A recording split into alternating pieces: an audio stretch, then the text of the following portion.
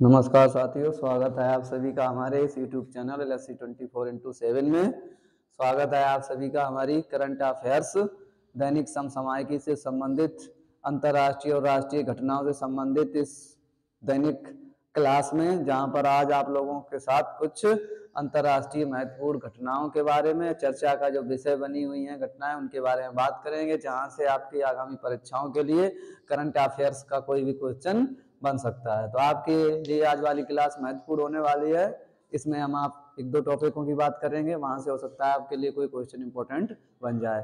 तो यहाँ पर आज हम सबसे पहले बात कर रहे हैं भारत का पहला फास्ट ब्रीडर परमाणु रिएक्टर। यहाँ पर हम सबसे पहले बात करेंगे भारत का पहला फास्ट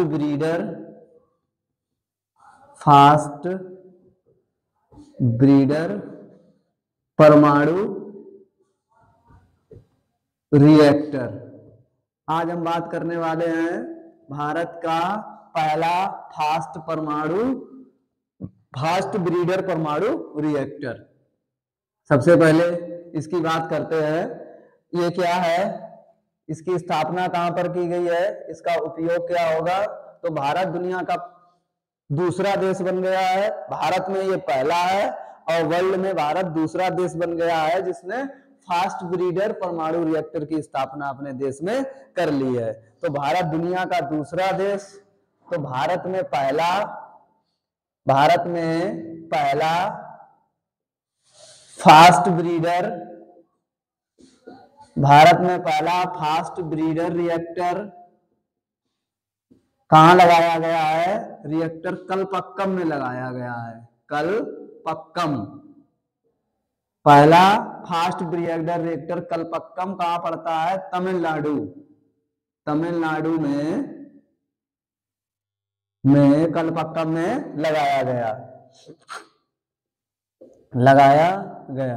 तो इस तरह का अपना फास्ट ब्रीडर रिएक्टर पहला भारत में लग चुका है, भारत का पहला है। इस तरह का रिएक्टर जो फास्ट ब्रीडिंग पर आधारित होता है, दुनिया में एक देश के पास और है। किसके पास है, रूस के पास है। तो विश्व में रूस के बाद भारत दूसरा देश बन गया है, दूसरा देश है। इस तरह का रिएक्टर लगाने वाला, परमाणु संयंत्र लगाने वाला भारत दुनिया का दूसरा देश बन गया है। पहले नंबर पर कौन आता है, पहला देश है रूस के बाद अगर विश्व में किसी के पास फास्ट ब्रीडर रिएक्टर है तो वो किसके पास है, अब भारत के पास है। इसकी स्थापना भारत में कहां पर की गई है, कलपक्कम तमिलनाडु में की गई है। तो उसके बाद हम जानते हैं इसका उपयोग क्या होता है। इसका उपयोग होता है विद्युत उत्पादन में। इसका उपयोग क्या होगा, आपके मन में चल रहा होगा ये क्या है, तो इसका उपयोग क्या है, तो इसका उपयोग है विद्युत उत्पादन। ये क्या करेगा, ये विद्युत उत्पादन करेगा। कितना विद्युत उत्पादन करेगा, इस फास्ट ब्रीडर रिएक्टर से 500 मेगावाट, इसकी क्षमता कितनी है, 500 मेगावाट क्षमता है इसकी। ये कितनी विद्युत उत्पादन करेगा, 500 मेगावाट विद्युत उत्पादन करने वाला ये फास्ट ब्रीडर परमाणु रिएक्टर है। इससे क्या होगा, इसका संचालन कौन करेगा, ये किस टाइप का है, ये इस टाइप का है। इसमें बहुत तेजी से नाभिकीय संलयन क्रिया होती है। इसमें क्या होता है, ये नाभिकीय विखंडन पर काम करेगा। और इसमें फास्ट का मतलब होता है तेजी से और ब्रीडर का मतलब होता है दूसरे परमाणुओं को उत्पन्न करना। तो ये बहुत तेजी से दूसरे परमाणुओं को उत्पन्न करेगा, जिसमें कम ईंधन से ज्यादा विद्युत ऊर्जा का उत्पादन किया जाएगा। इसका संचालन कौन करेगा, इसका संचालन किया जाएगा, इसका संचालन किसके द्वारा किया जाएगा, इसका संचालन किया जाएगा भाविनी का मतलब होता है भारत परमाणु,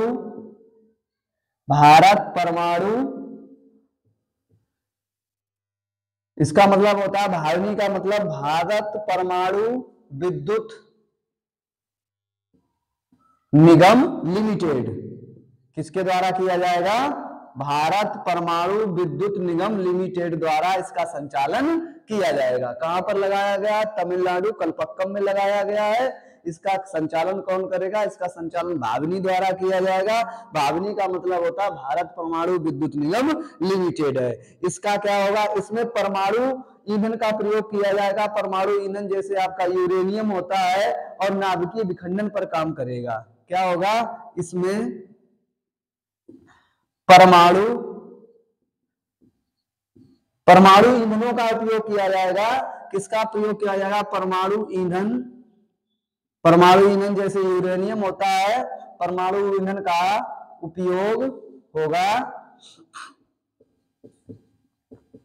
यह नाभिकीय विखंडन पर काम करेगा। नाभिकीय विखंडन पर काम करेगा। नाभिकीय विखंडन का काम करने का मतलब है इसमें विखंडन की जो होगी रेट दर बहुत तेजी से होगी, फास्ट। और ब्रीडर का मतलब होता है दूसरे परमाणुओं का उत्पन्न होंगे, वो भी बहुत ही तेजी से होंगे। इसीलिए इसका नाम क्या रखा गया है? फास्ट ब्रीडर परमाणु रिएक्टर इसका नाम रखा गया है। और दूसरी बात क्या है? इसमें मंदक का उपयोग नहीं किया जाएगा। इसमें क्या होगा? इसमें मंदक का उपयोग नहीं किया जाएगा। मंदक का उपयोग नहीं होगा। मंदक का मतलब होता है किसी परमाणु ऊर्जा संयंत्र में मंदक का काम होता है उसके नाभिकों की गति को कम कर देना, जिससे नाभिकीय विखंडन की क्रिया जो होती है ना, वो क्या होती है? धीमी गति से होती है। मंदक का काम होता है परमाणु संयंत्र में जो विखंडन की क्रिया है उसको कम करना, लेकिन इसमें मंदक का उपयोग ही नहीं किया जाएगा। इसका अर्थ है ये बहुत तेजी से इसमें क्या होगा? विखंडन प्रक्रिया इसमें होगी। इसमें मंदक का प्रयोग नहीं होगा। तो ये आपका हो गया भारत का पहला फास्ट ब्रीडर परमाणु रिएक्टर संयंत्र कहां पर लगाया गया है। पहला फास्ट ब्रीडर रिएक्टर कहां लगा है? ये कलपक्कम में लगा है, तमिलनाडु में। तो ये दुनिया में विश्व में रूस के बाद भारत के पास, या भारत दूसरा देश बन गया है जिसके पास फास्ट ब्रीडर परमाणु रिएक्टर है। इसका उपयोग क्या होगा? इसका उपयोग है विद्युत उत्पादन करना। कितनी क्षमता इसमें है विद्युत उत्पादन करने की? 500 मेगावाट की क्षमता है इसके अंदर विद्युत उत्पादन करने की। इसका संचालन किसके द्वारा किया जाएगा? भाविनी द्वारा। भारत परमाणु विद्युत निगम लिमिटेड क्या करेगा? इससे इसको संचालित करेगा। इसमें क्या होगा? इसमें परमाणु ईंधन का प्रयोग किया जाएगा। और ये कौन सी प्रक्रिया पर आधारित होगा? नाभिकीय विखंडन की प्रक्रिया पर आधारित होगा। इसमें मंदक का उपयोग नहीं होगा। मंदक का काम होता है परमाणु संयंत्र में जो न्यूट्रॉन होते हैं, जो आपके जो भी होता है न्यूट्रॉन, उनकी स्पीड को क्या कर देना? कम कर देना। तो इसमें क्या होगा? इस हाई स्पीड में उन न्यूट्रॉनों का प्रयोग किया जाएगा। तो ये आपका था। उसके बाद हम देखते हैं भारत के, यहीं पर आपको थोड़ा बताते हैं भारत के प्रमुख परमाणु रिएक्टर। तो भारत में कौन कौन से परमाणु रिएक्टर कहां कहां पर है आपको पता होना चाहिए। कितने हैं? तो भारत के प्रमुख परमाणु रिएक्टर देखते हैं इनको। भारत के प्रमुख परमाणु रिएक्टर कहां कहां पर है भारत में? परमाणु रिएक्टर सबसे पहले हम बात करते हैं किसकी? रावतभाटा। रावतभाटा परमाणु रिएक्टर कहां पर है? दूसरी हम बात करते हैं आपकी काकरापार। काकरापार परमाणु रिएक्टर, काकरापार कहां पर है? तीसरी बात हम करते हैं नरौरा की। नरौरा की बात करते हैं। उसके बाद हम बात करते हैं रावतभाटा हो गया, काकरापार हो गया, कलपक्कम तो आपने अभी लिख ही लिया है, कलपक्कम भी लिख लो। कलपक्कम हो गया आपका, नरौरा हो गया, काकरापार हो गया, रावतभाटा हो गया। उसके बाद आपका एक कुड़नकुलम है, उसके बाद तारापुर है और कैगा है। एक क्या है? एक आपका है, आगे लिखेंगे कुड़नकुलम,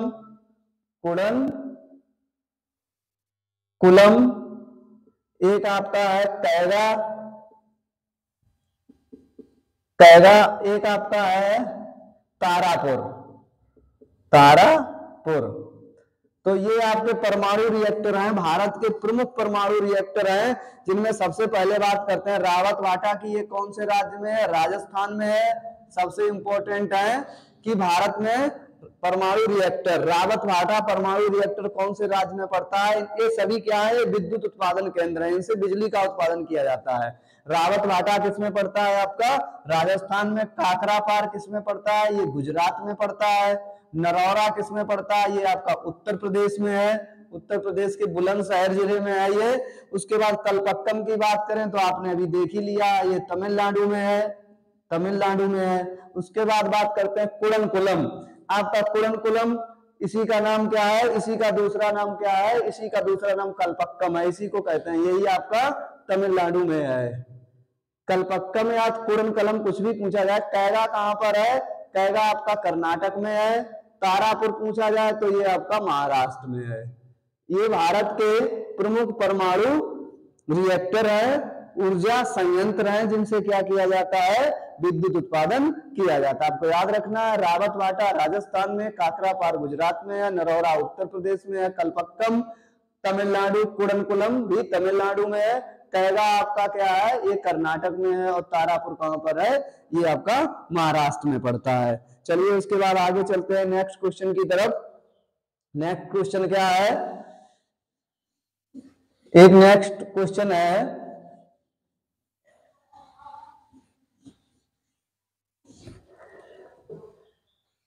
IAEU ने खोजे 3 नए चंद्रमा, या इन्हीं को हम कहते हैं उपग्रह। चंद्रमा क्या है? चंद्रमा किसको कहा जाता है? किसी प्राकृतिक ग्रह का जो उपग्रह है उसको क्या नाम दिया जाता है? उसको हम बोलते हैं उपग्रह बोलते हैं। तो IAEU ने क्या काम किया है? 3 नए चंद्रमाओं की खोज की है। कहने का मतलब है IAEU ने 3 नए उपग्रह खोजे हैं। कितने उपग्रहों की खोज की है? 3 नए उपग्रहों की खोज की है। IAEU कौन सा है? इसका मतलब होता है अंतरराष्ट्रीय खगोलीय संघ। IAEU का मतलब क्या होता है?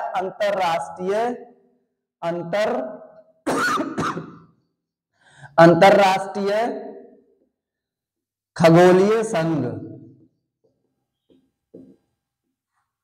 अंतरराष्ट्रीय खगोलीय संघ इसने क्या काम किया है? इसने हाल ही में अभी 3 नए चांदों की खोज की है। चांद का मतलब होता है कोई ऐसी अंतरिक्ष में विचरण करने वाली, अंतरिक्ष में घूमने वाला कोई ऐसा आकाशीय पिंड जो किसी ग्रह की क्या करता है? परिक्रमा करता है, उसको क्या कहा जाता है? उपग्रह या चंद्रमा कहा जाता है। तो अंतरराष्ट्रीय खगोलीय संघ ने क्या काम किया है? अंतरराष्ट्रीय खगोलीय संघ ने 3 नए चंद्रमाओं की, 3 नए उपग्रहों की खोज की है। सबसे पहले हम बात करते हैं IAEU। इसका मुख्यालय कहां पर है? इसका मुख्यालय हेडक्वार्टर पेरिस का मतलब कहां पर है? फ्रांस में है। इसका मुख्यालय कहां पर है? फ्रांस में है। और इसने अभी हाल ही में 3 नए चंद्रमाओं की खोज की है। किसके किसके उपग्रह इसने खोजे हैं? इसने किसके किसके उपग्रह खोजे हैं? इसने खोजे हैं 2 ग्रह हैं, जैसे आपका नेपच्यून है, नेपच्यून, और एक आपका है यूरेनस। नेपच्यून को हिंदी में क्या कहते हैं और यूरेनस को क्या कहते हैं? नेपच्यून को हिंदी में कहा जाता है वरुण, और यूरेनस को कहा जाता है अरुण। इसको क्या कहते हैं? इसको वरुण कहते हैं। इसको क्या कहते हैं? इसको अरुण कहा जाता है। तो इन दोनों ग्रहों के 3 उपग्रहों की खोज कर ली गई है हमारे अंतरिक्ष अंतरराष्ट्रीय खगोलीय संघ द्वारा। कौन कौन से की है? इसके नेपच्यून के 2 खोजे गए हैं। नेपच्यून के कितने हो गए? 2 खोजे गए हैं। कौन कौन से? उनको नाम भी दिया गया है अंतरराष्ट्रीय खगोलीय संघ के द्वारा। क्या नाम दिया गया है? इसको एक को नाम दिया गया है, पहले को एस 2021 और N1। क्या नाम दिया गया है? N1 नाम दिया गया है।